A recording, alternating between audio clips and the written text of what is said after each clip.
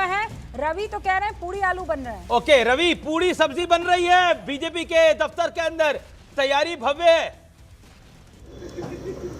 दिखाइए जरा, तैयारी दिखाइए पूरी। और यहाँ पर आप देखें, तस्वीर दिखाएं कि इस समय गर्मा गर्म पूड़ी तैयार हो रही है और धीरे धीरे उम्मीद ये भी की जा रही है कि लड्डू और जलेबी भी यहाँ पर देखने को मिलेंगी। तैयारियां, क्योंकि खास जब ओकेजन होता है उस समय बीजेपी हेडक्वार्टर में इसी तरीके की तैयारी होती है, लेकिन क्योंकि आज 5 राज्यों के चुनाव के परिणाम आने वाले हैं, खास ओकेजन है बीजेपी के लिए और तमाम पॉलिटिकल पार्टियों के लिए, बीजेपी अपनी तैयारियों में कोई भी कोर कसर नहीं छोड़ती है। बारिश अभी थोड़ी देर पहले हुई है, थमी है, लेकिन इस समय टेंट भी लगाया गया है, तमाम जो इंतजाम भी हैं, सेलिब्रेशन की भी तैयारी चल रही है, पूड़ी भी तैयार हो रही है, यानी कि अलग अलग जो खाने का जो पकवान है वो तैयार किया जा रहा है इस समय बीजेपी हेडक्वार्टर में। और क्योंकि 8 बजे के बाद और भी यहाँ पर तस्वीरें देखने को मिलेंगी जब कार्यकर्ता यहाँ पर नजर आएंगे, कुछ लोगों से भी, यानी कि जो यहाँ पर तैयार कर रहे हैं तमाम चीजें, उन लोगों से भी हम बात करने की भी कोशिश करते हैं, क्योंकि ये जो तैयारियां हैं वो खास हैं और ये भी देखने को मिलेंगी दूसरी भी चीजें। क्या क्या तैयार किया जा रहा है ब्रेकफास्ट के लिए? हाँ। क्या क्या लड्डू वगैरह भी बस कुछ आप लोगों की जिम्मेदारी है क्योंकि बनाने की? 7:30 बज चुके हैं और अब से आधे घंटे बाद 123 सीटों पर आज नतीजे जो आएंगे वो रुझानों के जरिए आप तक पहुंचना शुरू हो जाएंगे। पश्चिम बंगाल की 293 सीटों पर वोटों की गिनती शुरू होगी, तमिलनाडु की 234 सीटों पर, और इसके अलावा पुडुचेरी, केरलम, तमाम नतीजे आएंगे, असम के नतीजे आएंगे। देखना होगा बाजी किसके हाथ लगती है। लगातार हम आपको लाइव कवरेज बता रहे हैं। आइए बताते हैं ग्राफिक्स के जरिए क्या भव्य तैयारी। आइए रूबिका, और आपको बताते हैं कि किस तरह की तैयारी हम कर दिखा रहे हैं आपको, कैसे नंबर्स आएंगे। ये बड़ी स्क्रीन आपको दिखेगी, टॉप एंगल से आपको ये ग्राफिक्स आपको दिखेंगे और आपको हम एक एक स्टेट बताएंगे, जिसका नंबर जैसा आएगा वैसा कलर होता जाएगा। ये आप देख रहे हैं। पहले पश्चिम बंगाल, अगर बीजेपी का नंबर होता तो भगवामय हो जाएगा पूरा मैप, अगर टीएमसी का नंबर होता है तो ग्रीन हो जाएगा पूरा मैप, हरा हो जाएगा। कांग्रेस का नंबर तो होना नहीं है तो ब्लू थोड़ा सा दिखाई देगा, मतलब 3-4 सीटें आनी है। 3-4 सीटें, मतलब ब्लू मई नहीं हो पाएगा, ब्लू मई नहीं हो पाएगा, खाता तो खुलेगा। आप मानते हैं रोने का नहीं बेटा, तुम्हारा नंबर भी आएगा। केरल में आएगा तो तमिलनाडु, मैं बता रही हूँ कि तहसीन रोना मत बेटा, तुम्हारा नंबर भी आएगा, अपना टाइम भी आएगा। तमिलनाडु में डीएमके जीत रहा है। जो भी कांग्रेस को तमिलनाडु में मिला है वो डीएमके का दिया हुआ दान है, बस। ये क्या बोल दिया है नहीं, लेकिन उन्होंने विजय को वोट करते खैर जी, कांग्रेस तमिलनाडु में एक म्युनिसिपल काउंसिल का आरडब्ल्यू एसोसिएशन का इलेक्शन, हम ओमान में भी जीत सकते हैं। हम ओमान में भी जीत सकते हैं अमीन जी, हम ओमान में भी चुनाव जीत सकते हैं। बहुत टाइम मिलेगा हमें। दर्शकों को बस बता दे, ये आपको इस वक्त क्या हम वो वाला कैमरा ले सकते हैं जिसमें पूरा का पूरा स्टूडियो हमको यहाँ पर दिखाई दे? क्या बड़ी तैयारी है वो दिखाना है, वो दिखानी चाहिए। तैयारी है ये। हाउ बिग वी आर, क्योंकि न्यूज़ 18 आज आपको सबसे बड़ी, सबसे तेज कवरेज बताएगा और बताएगा बड़े ग्राफिक्स के जरिए, बड़े टेक्नोलॉजी के जरिए कि क्या है। और झाल मुड़ी का देखिए आप, रूबिका जहां खड़ी है झाल मुड़ी की दुकान भी वहीं लगी है और लगातार 2 बारी झाल मुड़ी सुबह से खा चुकी है, तीसरी बार की तैयारी है। अभी तक घूंगली मेरे पास आई नहीं है, जिसे कहते हैं। और मुझे बहुत अच्छा लग रहा है कि कोलकाता से आई हूँ और दिल्ली में झाल मुड़ी देखकर, टू बी वेरी ऑनेस्ट, जैसे कि बंगाल की गोलगप्पे, rasgulle, jhal muri, these are the famous food. ऐसा है, लड़ाई हो जाएगी। गोलगप्पे कब से बंगाल के हो गए मैडम? सारा क्रेडिट ले, गोलगप्पा बंगाल से कहां से आया? अच्छा, लड़ाई बाद में। पश्चिम बंगाल, देखिए तमिलनाडु। एक आदमी पूरी तरह से शांत है इस पूरे शोर में, वो है विवेक, क्योंकि विवेक को लग रहा है अगर टीएमसी हारती है तो इनको खुशी तो होगी, लेकिन बीजेपी की जीतने का दुख बहुत होगा, और अगर टीएमसी जीतती है तो टीएमसी के जीतने का भी दुख होगा। एक्सट्रीम लेफ्ट स्टेट अगर एक्सट्रीम राइट हो जाता है तो उसका अलग दुख होगा। तो मतलब देखिए, दुखों का पहाड़ है इस व्यक्ति के ऊपर आज। मुस्कुराइए और केरलम में, और अगर केरलम में वापस आ गई लेफ्ट, अगर वापस आ गया केरलम में, तो निश्चित तौर पर विवेक की मुस्कान देखने वाली होगी। अगर विवेक केरल से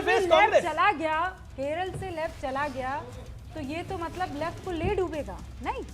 सेटबैक तो बहुत बड़ा होगा ही।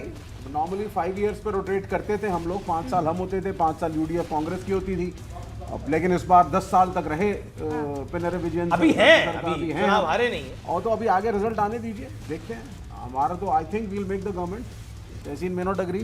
नहीं, लेकिन अगर मान लीजिए पश्चिम बंगाल में तो मुश्किल लग रहा है, केरल भी, तो आप लोगों के आने के बाद, जब से आप लोग आए हैं सत्ता में, ऐसा कभी नहीं हुआ कि कोई राज्य आपके पास ना रहा हो। It is back to 1950s where we started. 1950s पहली सरकार केरल में चुन करके आई तो थी। इसका श्रेय किसे देंगे आप? अब इसका श्रेय up and down of politics है, understanding of the public. Down ही डाउन है। अगर ऐसा होता है तो रुबिका जी, ऐसा होता है तो 1957 के बाद ये पहली बार होने वाला है कि लेफ्ट कहीं पे भी नहीं है, महाशून्य में ये लोग चले जाएंगे। अगर ऐसा होता है तो भगवान करे ऐसा ना हो जाए।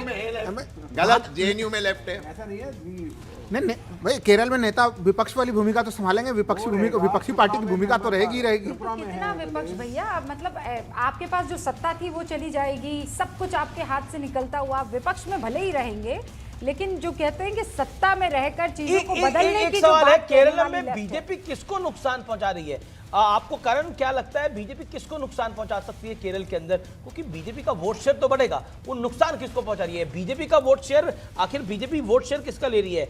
लेफ्ट का ले रही है या कांग्रेस का ले रही है? मेरे ख्याल से लेफ्ट का ले रही है खास तौर फिर से। लेफ्ट के लिए दिक्कत हो और लेफ्ट के लिए दिक्कत है, पर विवेक जी कह रहे हैं हम सीट नहीं पाते, पर लोगों के दिल में अभी भी हैं। ये तस्वीरें बड़ी हैं, ये स्ट्रॉन्ग रूम के ताले खुलती हुई तस्वीर आप देख रहे हैं रूबिका। ये सील लगा हुआ है, देखिए ताले के ऊपर सील लगी हुई है, और ये हमारे रिटर्निंग ऑफिसर इस वक्त आपको स्क्रीन पर दिखाई दे रहे हैं, चुनाव आयोग के, जो सभी प्रत्याशी या फिर प्रत्याशियों की तरफ से जो रिप्रेजेंटेटिव्स होते हैं, एजेंट्स होते हैं, वो स्ट्रॉन्ग रूम के सामने खड़े होते हैं। और ये देखिए ताला खुल चुका है स्ट्रॉन्ग रूम के अंदर। अब रिटर्निंग ऑफिसर की एंट्री, और यहाँ हमारे गेस्ट तमाम जो है वो ताली बजाकर इस लोकतंत्र के पर्व का स्वागत कर रहे हैं। ये लोकतंत्र का महापर्व है और यही सेलिब्रेशन होता है, यही इलेक्शन होता है। ये देखिए सुबह सुबह हम सब में एक्साइटमेंट है, देखिए कितनी इंपॉर्टेंट है, एक एक चीज यहाँ पर वहां पर कितना एक्साइटमेंट होता है, ये मतलब अभूतपूर्व है। और जो लोग, जब भारतीय लोकतंत्र पर जब लोग सवाल खड़ा करते हैं, तो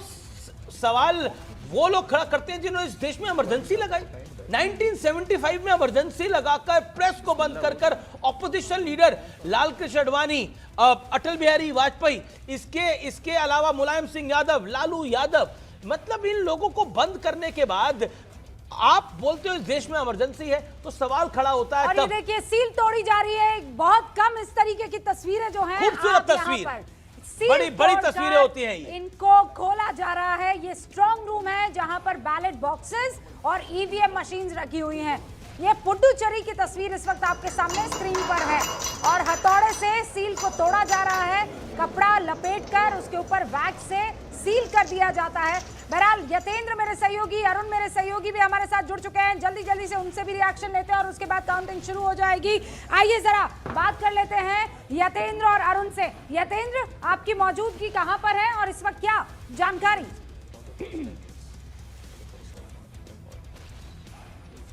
यतेंद्र नहीं सुन पा रहे हैं, अरुण हमें दिखाई दे रहे हैं। अरुण, आप मेरे ख्याल से ममता बनर्जी के निवास के बाहर ही हैं।